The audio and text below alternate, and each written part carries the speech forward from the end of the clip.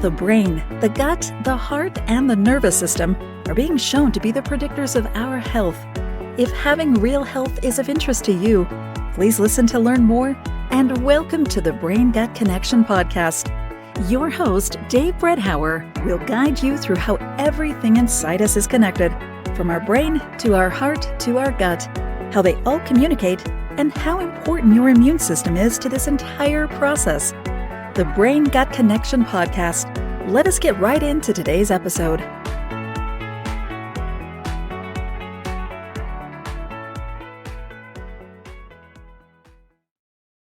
It's time for a quick gut check, literally. Have you ever wondered if there's a direct line from your brain to your gut? Spoiler alert, there is. And we've got all of the inside scoop waiting for you in the Brain Gut Connection newsletter. Every month, we dive deep into the stuff no one else is talking about, or maybe they just don't have the guts to. We're covering the real deal behind what's happening in that brain-gut highway, unpacking the science, the myths, and the little tricks that can make you feel a whole lot better.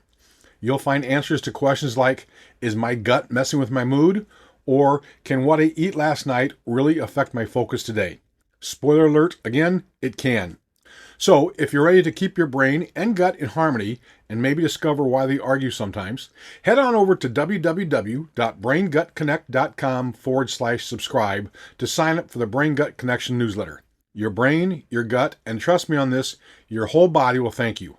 Go on, give your gut a break. Hi everybody, welcome to the Brain Gut Connection. I'm your host, Dave Bredhauer, and today we have an exciting episode with a special guest, Alison Marsden from Integrating Health. Alison is a leading expert in holistic health, specializing in the integration of mind and body wellness. Her approach focuses on the connection between gut health and mental well-being, helping individuals address the root causes of their health challenges. Today, we're diving into how improving gut health can transform not only your physical health, but also your mental clarity, emotional balance, and overall vitality. Get ready for an insightful conversation on how to integrate gut health into a holistic wellness routine. Welcome, Alison. I'm excited to have you on the show. Thanks, Dave. It's great to see you. Sure. So let's start off. Let's, if you would, if you're open to sharing, let's talk about your personal journey to better health. Yeah, so I had digestive problems ever since I was a child. I was born with high faucets and given antibiotics as soon as I was born. So my natural bacteria, gut flora was destroyed right from day one. And I had problems digestion. And in my teens, I was diagnosed suspected appendicitis. Fortunately, I didn't have it removed, and I discovered that I was intolerant to dairy and gluten. So over time, I was able to cut that out of my diet. I have a passion for cooking, so I found my substitutes, and I was getting through life. But I had a skin condition in my 30s, and with that, I had my hands all covered in blisters. I had to put plasters on. I might have 10 plasters on my finger. So I went to the doctors, I had a blood test, and they said there was nothing wrong with me. And so eventually I went to see a herbalist, and she said, your body needs to detox. So I went through her program of a detox, and I felt really good, and my skin condition improved. However, I was a mother, and next year, the following year, I found the skin condition came back up again. And so I was really struggling to do the juicing and all the food prep. And so over time, I realized I could make it less of a big deal, but actually keep it going on a regular basis all through the year. And that kept the skin condition under control. So through my own experience, I was working with my clients, because at that time I was helping people with back pain. And as I took their medical journey, I discovered they also had abdominal pain as well.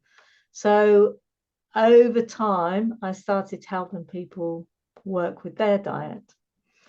And I had to explain it really simply to them.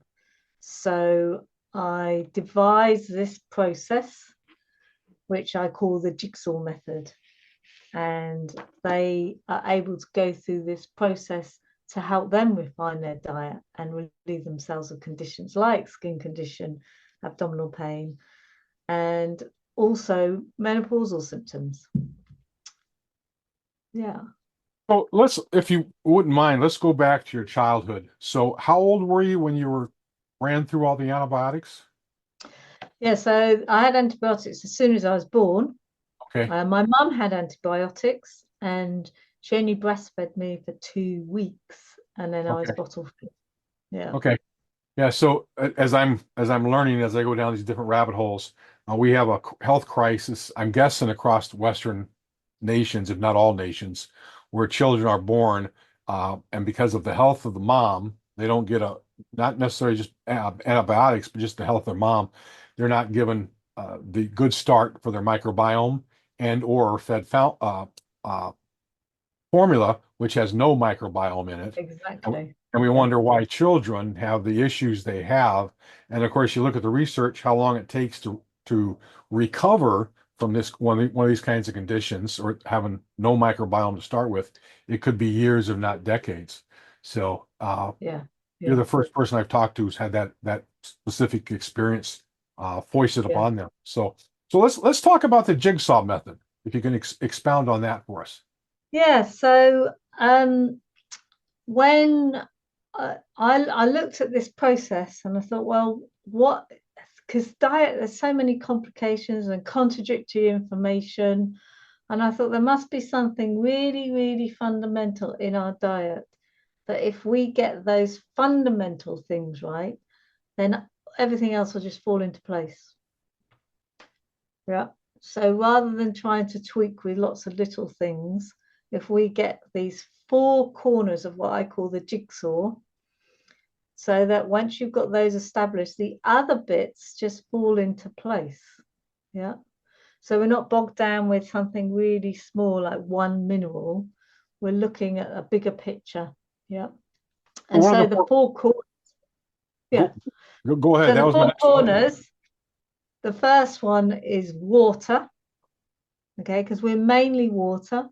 And if we're dehydrated, then all our cellular function doesn't work so well. Yeah. And our bowel activity, we can get constipated when we're dehydrated. And the next one is pH. So we've got a slightly alkaline pH level in our body. Certain areas are more acid than others. So like your stomach, that's very high acids to kill all the bugs. But generally speaking, you want your blood to be slightly alkaline.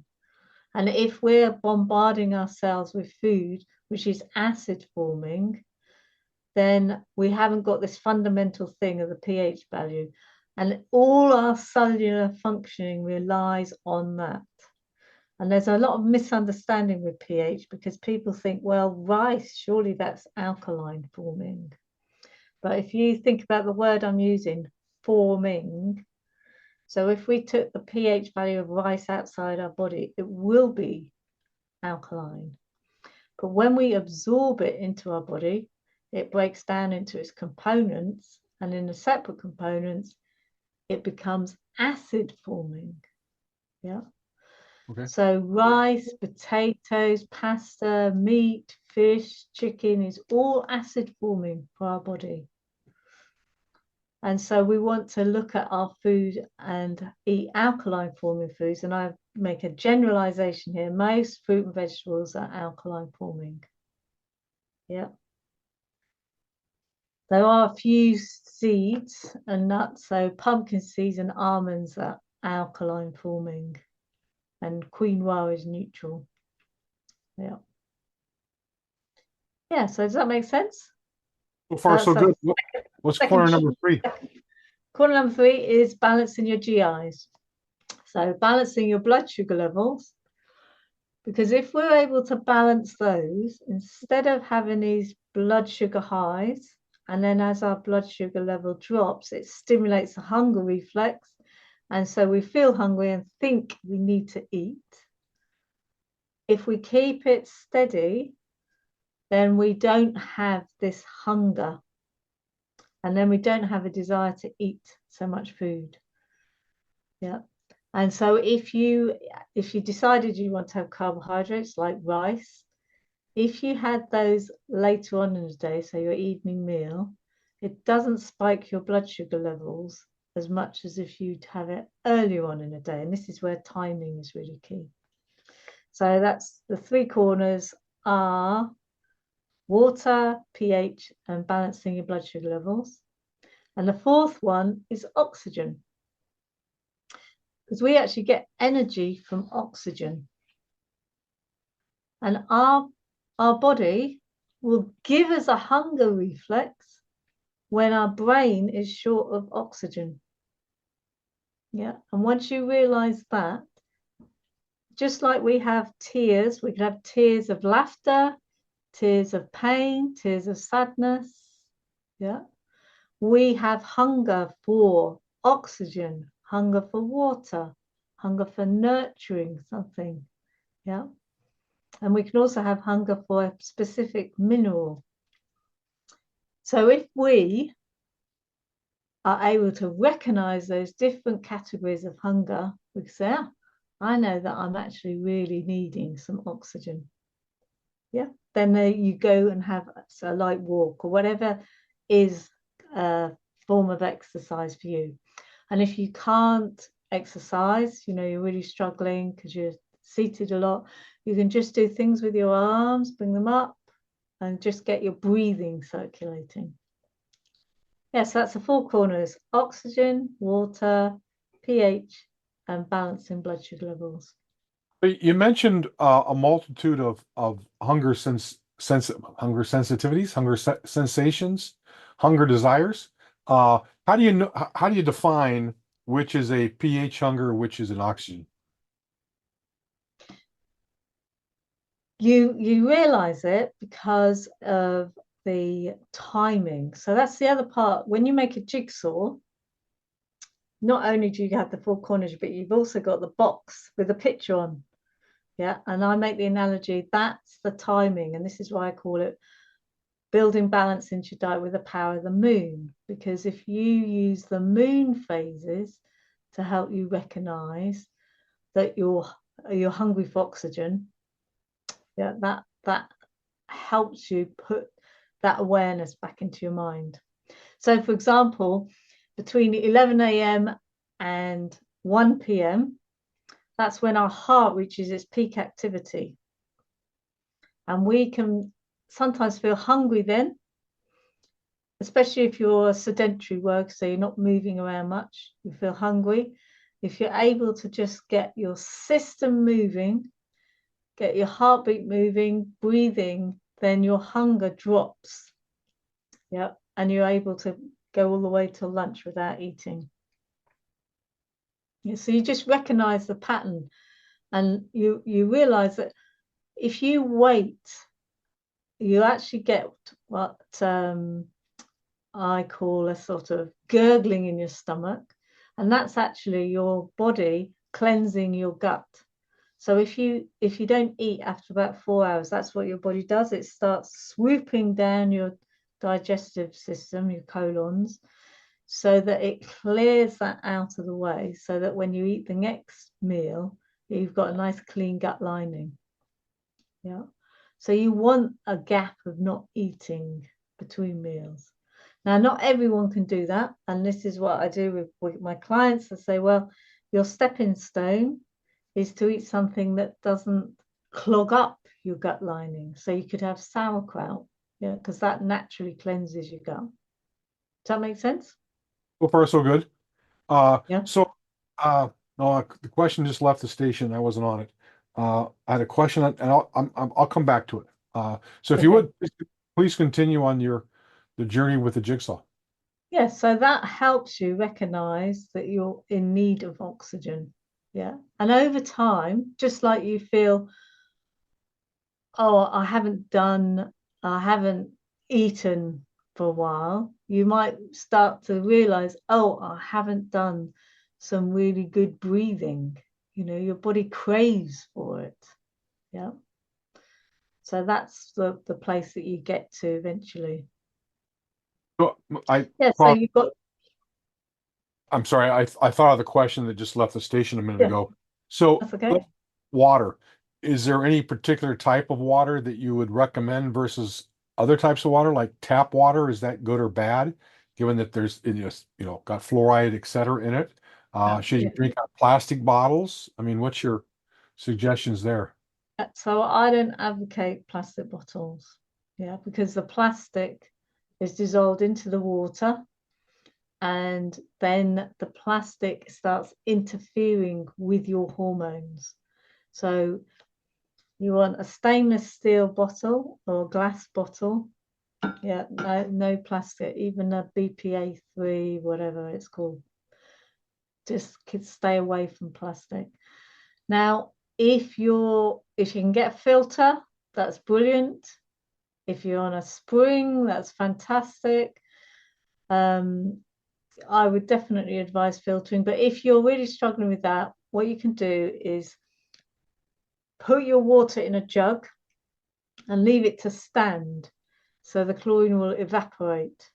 And then if you wanted to, you could put a lovely pattern around it or something beautiful that you think is really nice, and that changes the vibration of the water as well. Yeah. So Vanda Austin, I don't know if you've heard of her. No. No, well, she's doing a world tour at the moment. Have you heard of Emoto, that demonstrated how water can take on, how they froze the water? I believe he's the guy who talks nice to one glass of water and screams obscenities in another one. And you see how things form based language. Yeah. Yeah. Yeah.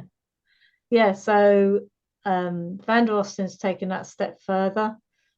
She's doing talks all over the world. She's coming to Kendal, which is where I live, Kendal in the Lake District in England, next week. So you can put something round the jug, something that you might feel is beautiful, or write the word gratitude, yeah, or beauty or love or whatever resonates with you. And that also helps change the taste of the water. Yeah. So yeah, but if you can find a filter, that also takes out the toxins as well from the water. But do you in the your food side of this equation, the pH, organic, non-organic, do you limit any foods? All foods are good foods, or Yeah. how do you structure that? Yeah, so I think organic is good. However, as usual, the supermarkets have sort of hijacked it and they bring it on too fast. So, and also if the cost isn't in line with your finances, then just make sure you wash it or peel it. But if you can find a good source of organic or grow it yourself, that's the other thing, which is how I started this, because I was growing my own veg biodynamically. So I'm following the phases of the moon to plant and crop your vegetables. And as I was doing this, I started to think, well, why don't we do this for our body when we eat? And so I researched it and read this great book called The Power of Timing. And he demonstrated how our body has these phases with our internal organs. And that if we align ourselves to that, it can make a massive difference to our digestion. Yeah. So let's talk gut health. Uh, I don't see anything here that would say you're not healing your gut. On the contrary, it looks to me like you're doing everything you can to heal your gut. I'm guessing that's a kind of a byproduct of this approach. Yeah, that's a really good word, byproduct. Because the four corners, come back to the four corners, one of them is balancing your blood sugar levels. So if you're going to do that, then it automatically starts taking you down the road of eating less carbohydrates. Yeah. But also it's helping you eat them later on in the day so that your blood sugar levels aren't spiked. And our body is much more receptive to digesting carbohydrates later on in the day than earlier on in the morning. So if you align yourself to that, you're absorbing them much better, and then you're eliminating them. Because a lot of this process is optimizing the elimination process so that we get rid of all the toxins quicker and we don't burden our liver as much. Yeah, so as we start balancing our blood sugar levels, then indirectly we're balancing our gut flora, which is at the heart of our digestion. Yeah. Okay. I had a follow-up question again. It just left. It had to do with. Okay, so in the four corners, do you have a list of foods you recommend versus foods you don't recommend? So I obviously don't advocate ultra processed foods, keep it as natural as possible. But I don't say don't have any meat or don't have any bread. Yeah. I do say, if you're going to have bread, have good quality bread. Maybe have sourdough or something, artisan bread.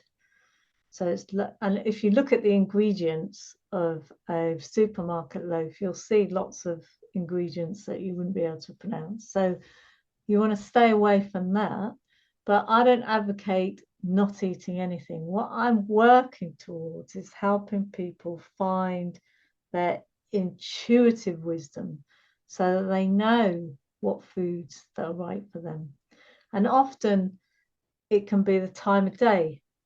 So I have a client, she says that she can eat virtually anything at lunchtime, but in the evening she has to eat really simply.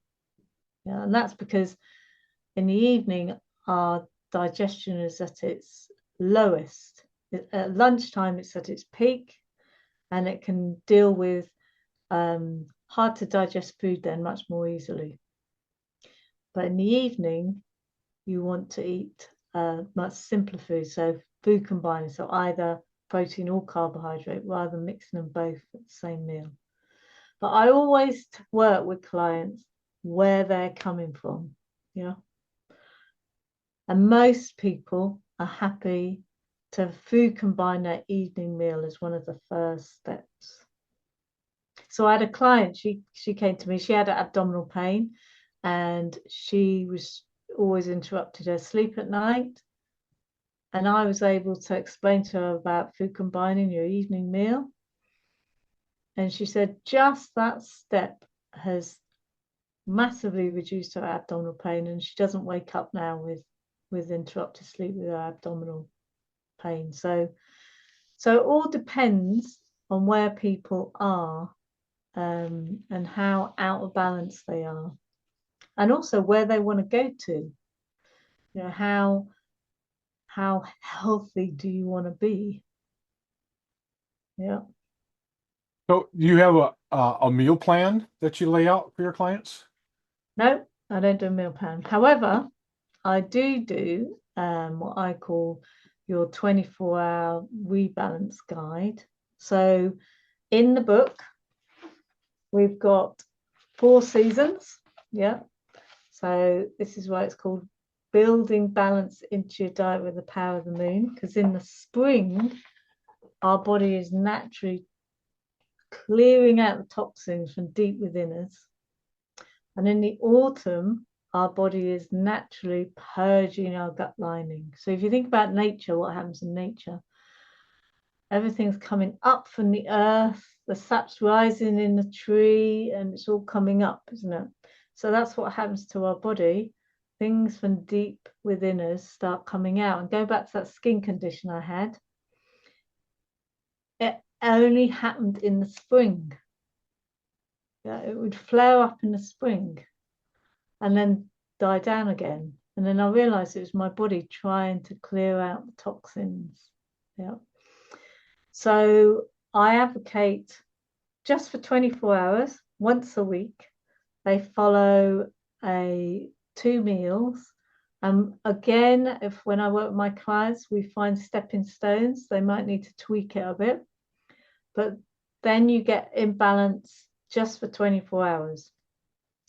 And you will work with all your internal organs. So you're eating in a line with your pancreas, your stomach, your liver, your kidneys, so that they're optimized during that 24 hours and they can do the job that they need to do.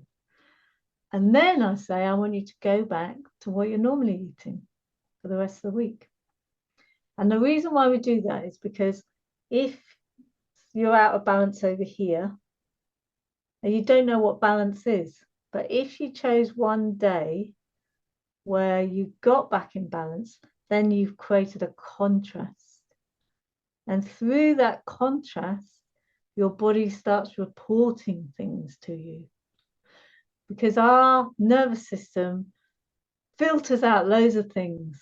It's constantly filtering things out. And that's a good system because we'll be over bombarded with things. But sometimes we need to be told what's going on. And this process helps you with that.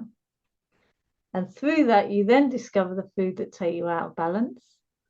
And you also feel the pain of it. Because we're on this spectrum of pain and pleasure all the time. And on a primal level, we're motivated to move towards pleasure. And we're motivated to move away from pain. So if you discover the foods that give you abdominal pain or brain fog or sleepless night, whatever it is, then you'll make it a lot easier to decide not to eat it. And then with my clients, we work out substitutes. So there's no denial. We say, right, why don't you have this instead of that? Because you know that's causing you a problem now. Does that make sense? Perfect. Yeah. So far, so good. So, follow-up question. How do you deal with the chemical rain shower we exist in? How does the jigsaw? Yes, that's a really, really good question.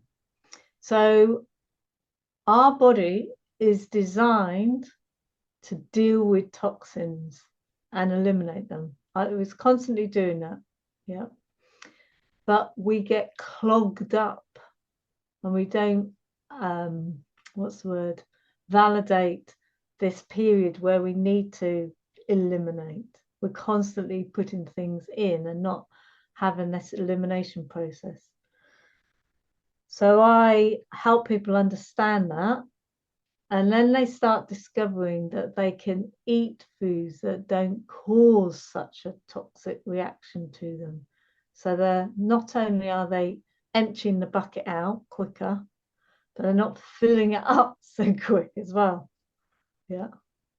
So and then we can do things that are nothing to do with foods to help our elimination.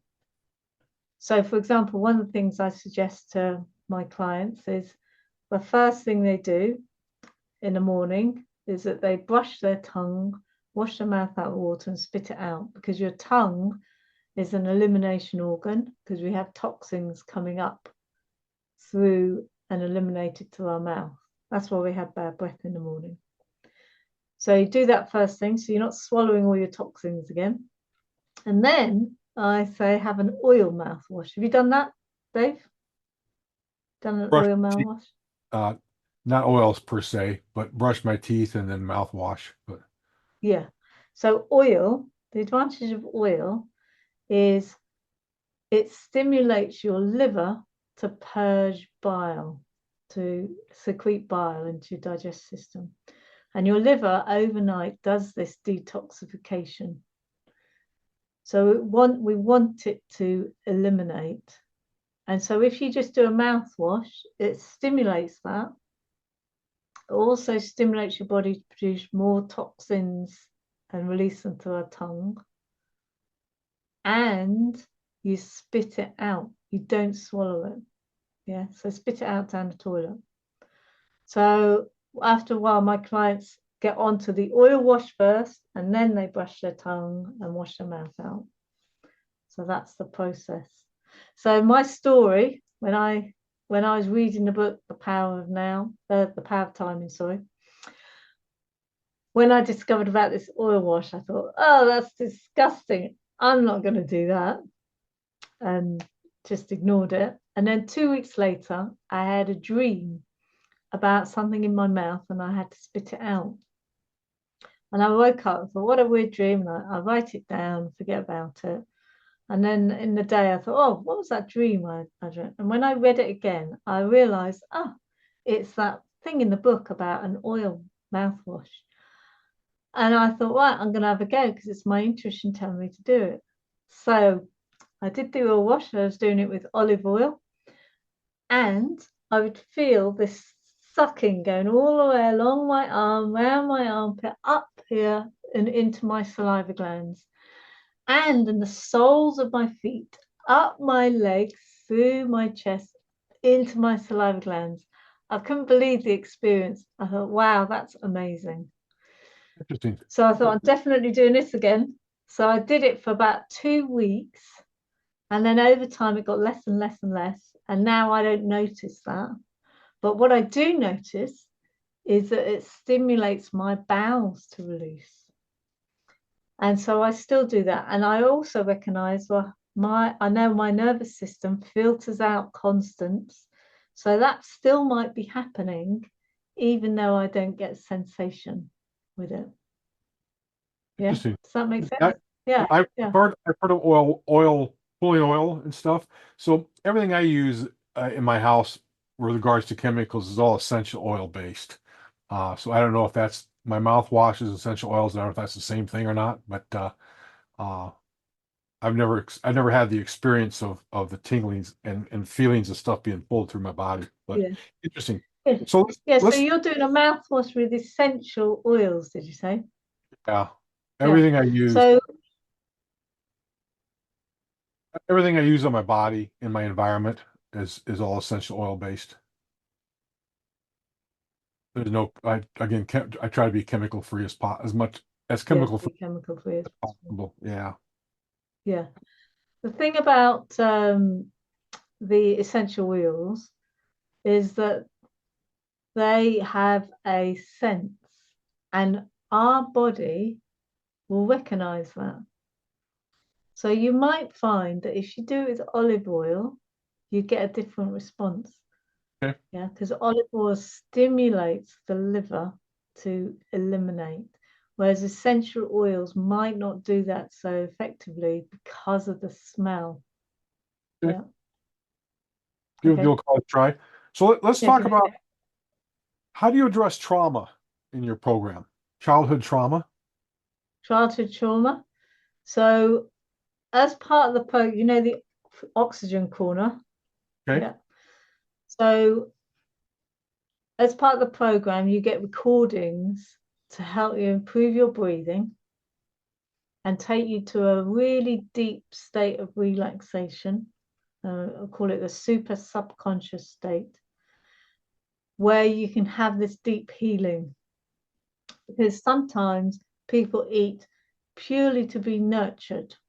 And if people have had childhood trauma, they've got an inner need to nurture themselves. And so rather than looking at food all the time to nurture themselves, I help them learn these other techniques where they feel nurtured without eating.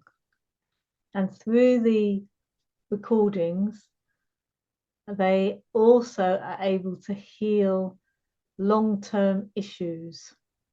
Yeah. So it's not just about the food, the process. It's about the whole mind body. Yeah. Okay. So yeah. Does that make sense? Again, yeah, everything flows for me. So let's talk about the program, the Jigsaw program. How long is it? 12 weeks? 3 months? 3 months, 12 weeks? Yeah, so I work with clients between 10 weeks and 20 weeks.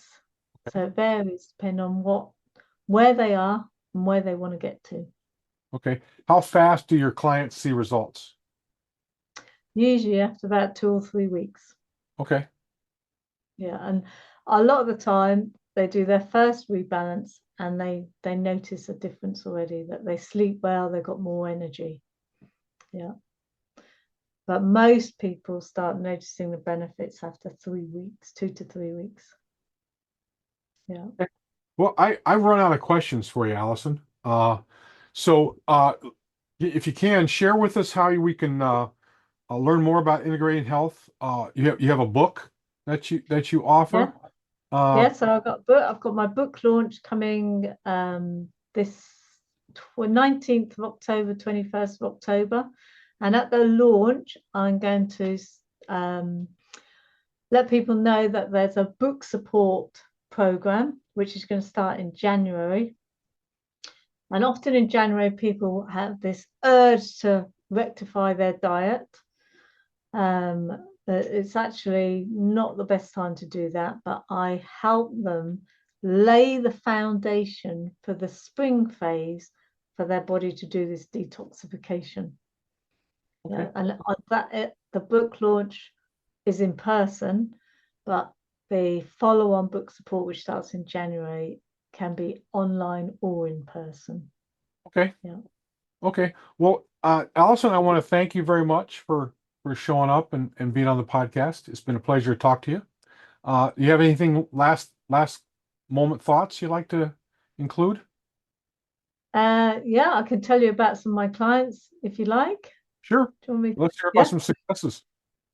Yeah, so one of my clients, she came to me with long-term abdominal pain, and she'd even had an internal examination, and they have suggested that she has an operation, but she wanted to avoid that.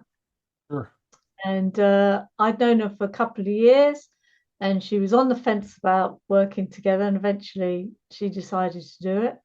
And she now finds that she can eat food, what she considers a broad range of food, but she uses this timing so that she can still optimize her digestion, and her abdominal pain has now gone, and she still loves doing about the rebalance. She really looks forward to it.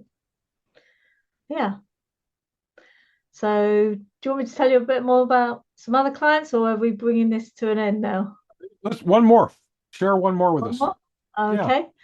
So one of my clients, she came to me with menopausal symptoms. She had brain fog, bloating, and was very irritable and had sleepless nights. And we discovered that she was eating a lot of carbohydrates. So as we gradually reduced those and she started to eat them at the right time, she found that her hot flushes and abdominal pain subsided, her sleep improved, and her mood improved as well. So when we go through the menopause, our body naturally wants to have less carbohydrates and more fat. So I helped her understand that process, and she's really relieved herself from her menopausal symptoms. Outstanding. Well, for me, Alison, I'll let you get back to your afternoon, your evening. Thanks again for showing up on the podcast, and we'll be in touch soon. Okay. Yeah. Thanks, Dave. You're welcome. Thanks for listening, everybody. We'll be back at you here soon with another podcast on the Brain Gut Connection. Talk to you soon. Bye for now. Hey, if you're intrigued and want to know more about Alison and her work, you can shoot her an email at hello@integratinghealth.com or hop over to her website at www.integratinghealth.com to dive deeper into her offerings and pick up her book. Reach out and connect and start your journey to pain-free living today.